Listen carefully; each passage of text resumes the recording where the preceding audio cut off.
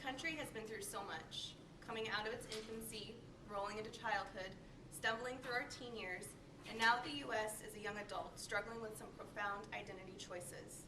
Who are we going to be? However, the one thing that will make us nostalgic about our younger youth is a child speaking admirably about their parent. Ivanka Trump stood there, very proud and elegant, and spoke about her father in such a way that it appeared that he could do no wrong, that he had done a really good job with her as a parent. The stage was set for a sitting president, which was very clever.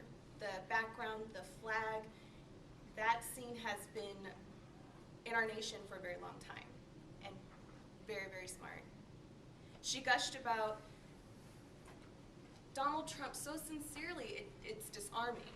Someone who is a very harsh character, she was able to get through that and soften, and recounting his parenting in her life.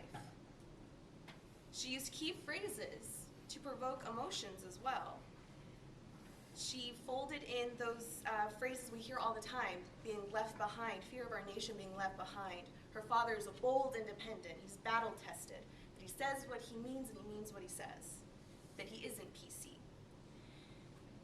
Now, it sounds like the wrong Trump is being editorialized right now, and that's because after this, it is all downhill.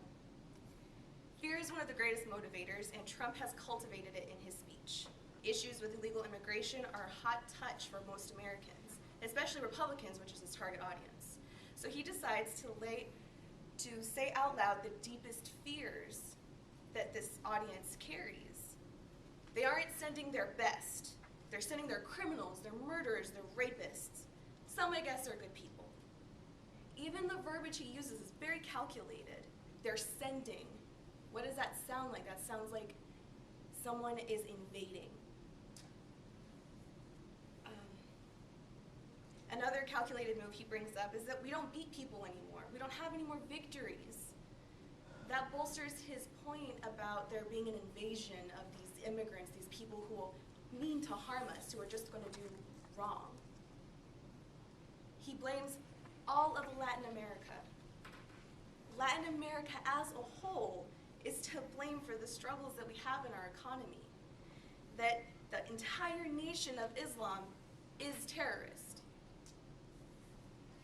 He wasn't able to provide any statistical data.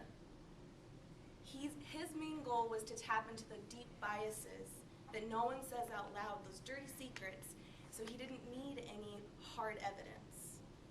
He was able to sidestep that and get at people's hate.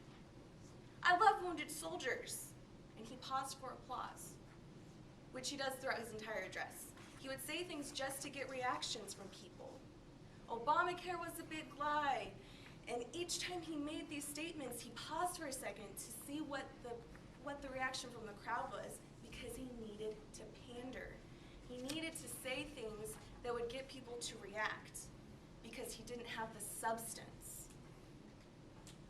At some point, he got to where he was saying, China is killing us, and I will fix it. Me and my friends will fix it because we have money, is essentially his point.